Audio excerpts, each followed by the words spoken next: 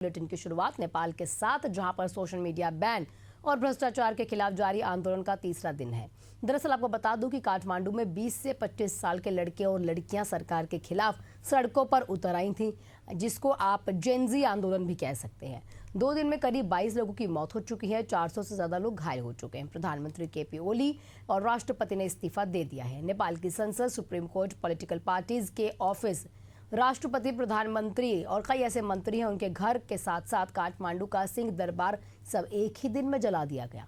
काठमांडू के आसमान में केवल काला धुआं दिखाई देने लगा।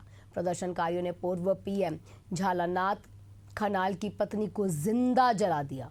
एक और पूर्व प्रधानमंत्री शेर बहादुर देब्बा के साथ साथ उनकी पत्नी घर में घुसकर उन्हें पीटा गया है।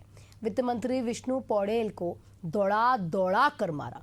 हिंसक प्रदर्शन रोकने के लिए सेना ने पूरे देश का कंट्रोल अपने हाथ में लिया।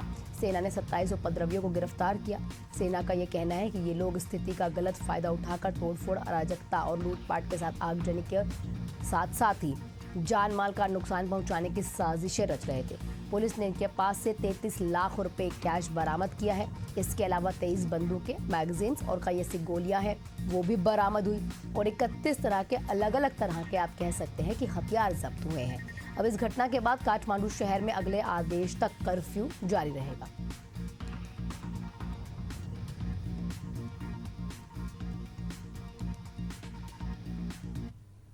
इसी बीच एक बड़ी खबर आ रही है रायपुर से, जहां पर पीसीसी चीफ की सुरक्षा में चूक हुई है।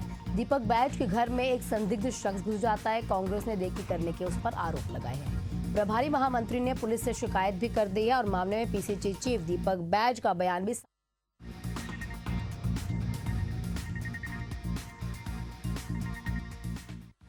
है कि सुरक्षा को नेस्तनाबूद करने की साजिश कहीं ना कहीं हो रही है। इस तरीके की बयानबाजी हो रही है, लेकिन ये घर तो उन्हीं का ही है, बाहर सिक्योरिटी भी होगी, तो सिक्योरिटी ने इस शख्स को अंदर आते हुए रोका क्यों नहीं?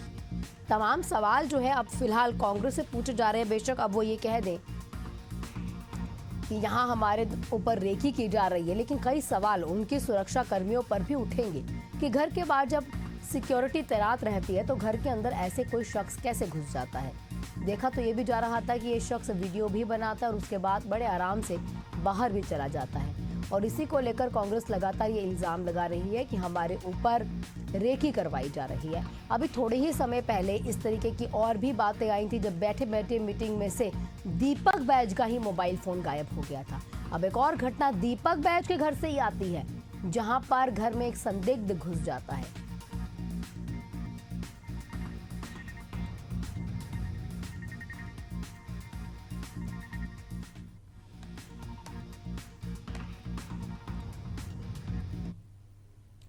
छत्तीसगढ़ की राजधानी रायपुर में जल्द ही पुलिस व्यवस्था का चेहरा बदलने जा रहा है। मुख्यमंत्री विष्णुदेव साय ने ऐलान ये किया है कि 1 नवंबर साल 2025 से रायपुर में पुलिस कमिश्नर प्रणाली लागू की जाएगी। अब इस फैसले से पुलिसिंग में न सिर्फ तेजी आएगी, बल्कि अफसरों को अधिकार भी मिलने की पूरी कवायद है। ज्यादा अधिकार मिलने से कानून व्यवस्थाओं को भी मजबूती मिलेगी। अब तक एसपी के नेतृत्व में काम करने वाली जो पुलिस है, अब एक वरिष्ठ रैंक के पुलिस कमिश्नर की कमान में काम करेगी। लागू होने से क्या बदलेगा या क्या वही रहेगा, ये जानने के लिए रिपोर्ट देख लीजिए।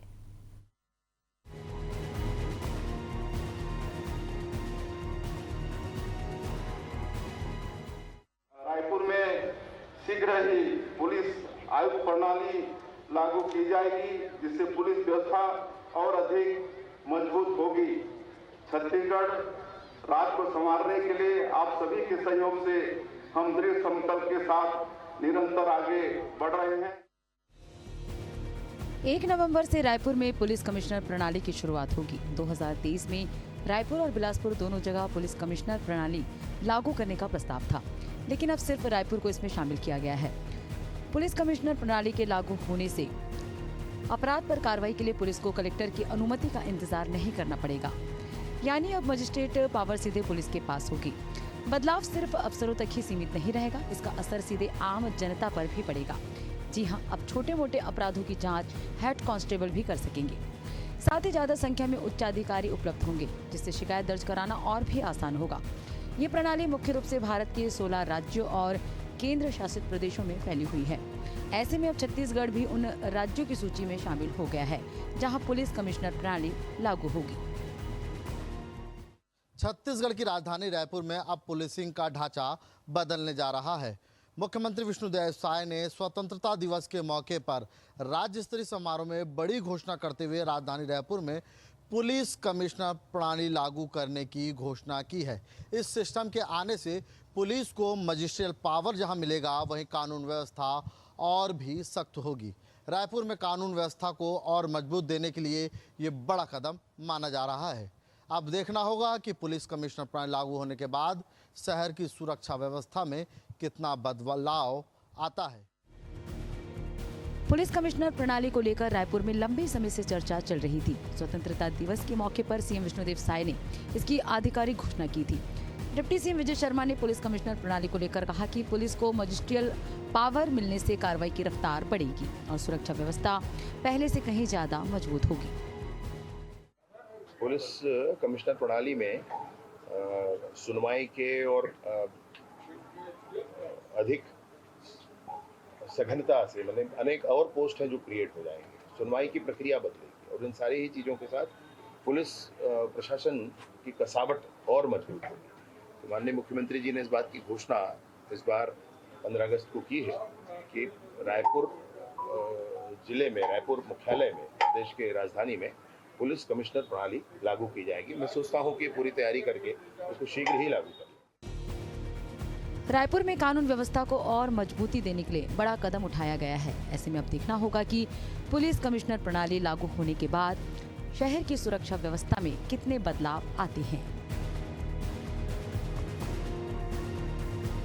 एशियन न्यूज के लिए रायपुर से वीडियो जर्नलिस्ट बलराम पटेल के साथ नदीम मेमन की रिपोर्ट।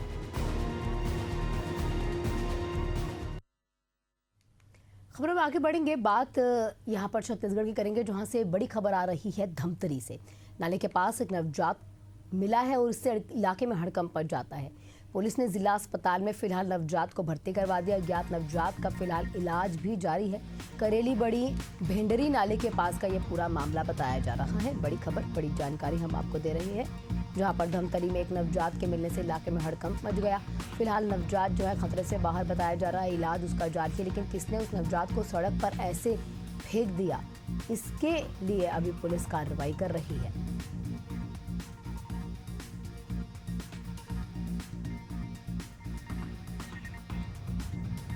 नाले के पास नवजात मिलने से इलाके में हड़कंप मच जाता है। पुलिस कार्रवाई कर रही है।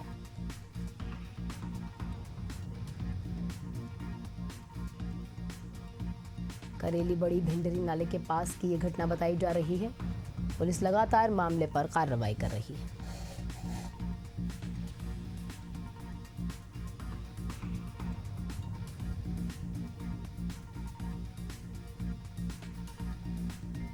फिलहाल अभी तक ये पता नहीं लगा कि ये बच्चे को वहां पर किसने छोड़ा, बच्चे किसका है, अभी तक इसका भी कुछ पता नहीं चला है।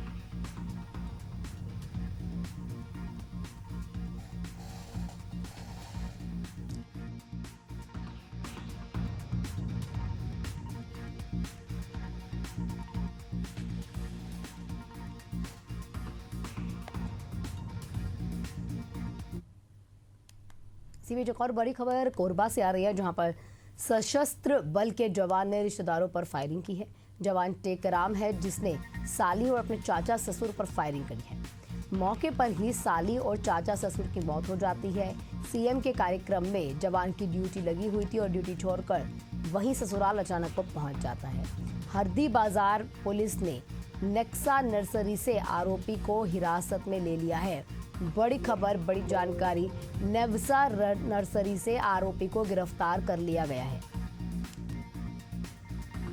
हमारे साथ हमारे सहयोगी अंकित जुड़े हुए। अंकित, क्या कुछ पूरा मामला रहा? ऐसा क्या हुआ कि उसने दोनों लोगों को मौत की घाट उतार दिया?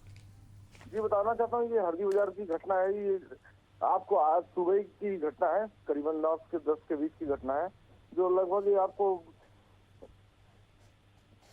हेलो जी अंकित, आपकी आवाज मिल पा रही है, बताइए। जी बताना चाहता हूँ कि ये चाचा ससुर और साली को जो सिपाही था उसके द्वारा गोली मार दी गई है। मौके पर ही मौत हो गई दोनों की। वजह क्या बताई जा रही है अंकित?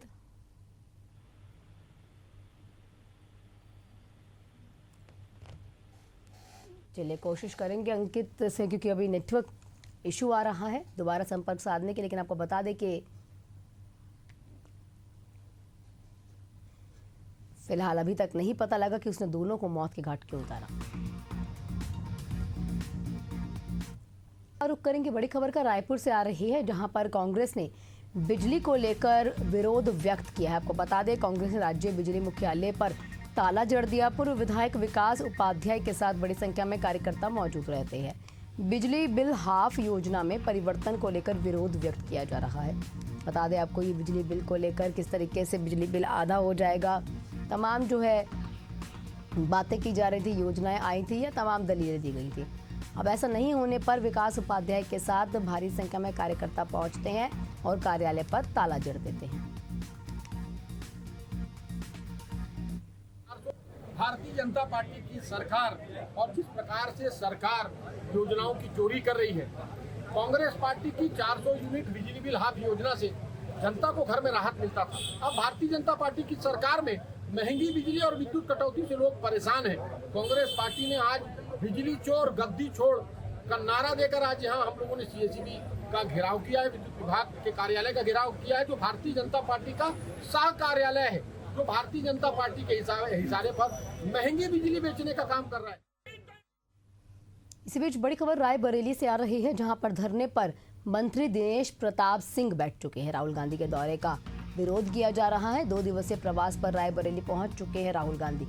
आपको बता दें कि आज और कल यानी 10 और 11 सितंबर को राहुल गांधी ने लगातार वहां पर जाना है। रायबरेली में उनके 2 दिन के दौरा है और इसके साथ ही साथ अब इसका विरोध जो है बीजेपी के द्वारा किया जा रहा है। मंत्री जो है बैठ चुके हैं धरने पर, राहुल गांधी के दौरे का विरोध किया जा रहा है। 2 दिवसीय प्रवास पर रायबरेली राहुल गांधी पहुंच चुके हैं। सुबह 9 बजे के आसपास वो दिल्ली एयरपोर्ट पर थे और उसके बाद अब लखनऊ पहुंच चुके, लखनऊ से रायबरेली।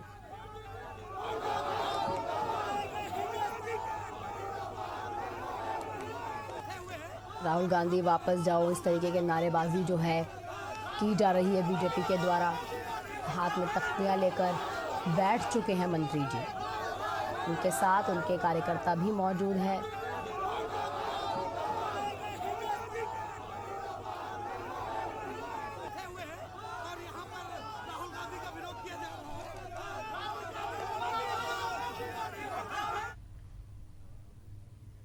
इसी बीच बड़ी खबर ग्वालियर से आ रही है, जहां पर जमीन को लेकर 2 पक्षों में लगातार मारपीट हुई और इसमें एक पक्ष के 4 लोग गंभीर रूप से घायल हो गए। घायलों को फिलहाल अस्पताल में भर्ती करवा दिए गए। निर्माण कार्य रोकने को लेकर ये विवाद हुआ था। महाराजपुरा थाना क्षेत्र के आदित्यपुरम इलाके का ये पूरा मामला बताया जा रहा है।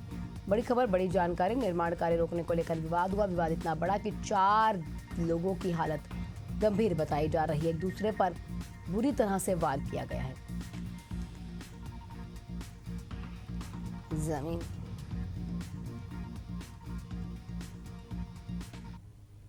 इसी बीच बड़ी खबर रायपुर से आ रही है, जहां पर थाने के सामने महिला ने खुद को आग लगा ली। काउंसलिंग के लिए ये महिला आई थी। अस्पताल में महिला का इलाज लगातार जारी है। पारिवारिक विवाद के चलते महिला ने अपने आप को आग लगा ली। महिला थाना बैरन बाजार का ये पूरा मामला बताया जा रहा है। पारिवारिक विवाद के चलते महिला ने अपने आप को जिंदा जला लिया।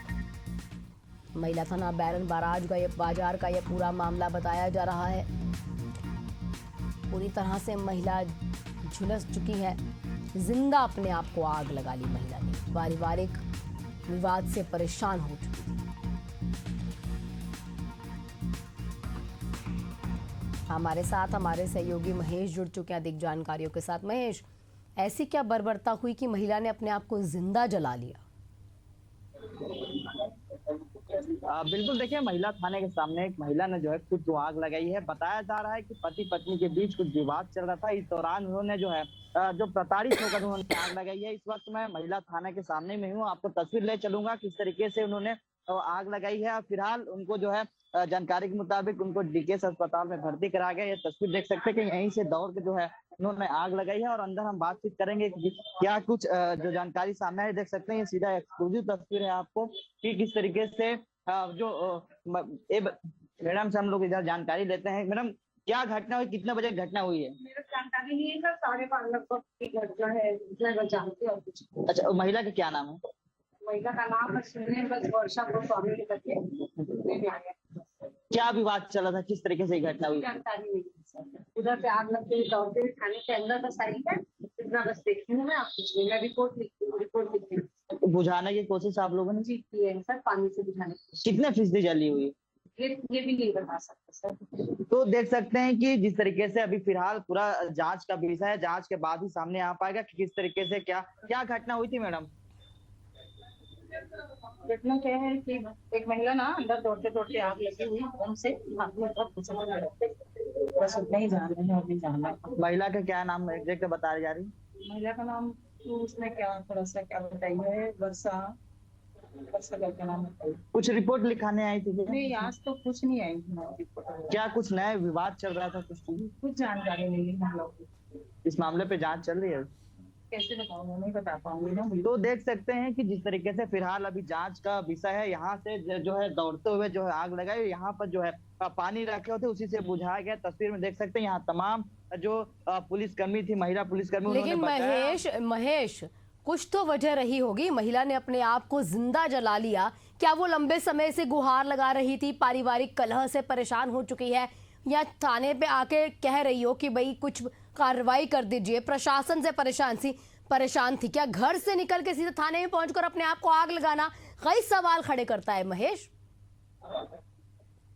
बिल्कुल, देखिए जिस तरीके से जो पहली जानकारी सामने आ रही है कि महिला ने जो है बाहर से ही आग लगा के आई हुई थी, जो महिला जो थाने है जस्ट सामने, उसके बाद सीधे तौर पर जो है अंदर घुसी और जो है चिल्लाते हुए या दौड़ते दौड़ते यहाँ जो है पुलिसकर्मी ऑन ड्यूटी पे थे, उन्होंने जो है बचाने की पूरी तरह से कोशिश की और लगातार पानी डालने की भी कोशिश की। जानकारी के मुताबिक पति पत्नी की विवाद चल रहा है, ये प्रथम दृष्टया अभी जानकारी सामने है। हमने लगातार बातचीत करने की कोशिश कर रहे हैं। अभी फिलहाल देखना होगा कि जांच के बाद क्या कुछ नए खुलासा हो पाते हैं। फिलहाल इनके अभी कोई पुरानी रिकॉर्ड नहीं है कि जिस तरीके से पुराना विवाद को लेकर, लेकिन जो अभी तथ्य जो सामने आ रहे हैं वो कहीं न पारिवारिक मामले को लेकर उन्होंने जो है आत्महत्या करने की कोशिश की, अपने आप को आग लगाने की यहाँ पर कोशिश की है। फिलहाल अभी डीकेएस अस्पताल में उनकी इलाज जारी है। देखना होगा कि आगे। ठीक है महेश, आप लगातार नजर बनाए रखिएगा, आपसे अपडेट लेते रहेंगे। आपका बहुत बहुत शुक्रिया तमाम जानकारियों के लिए।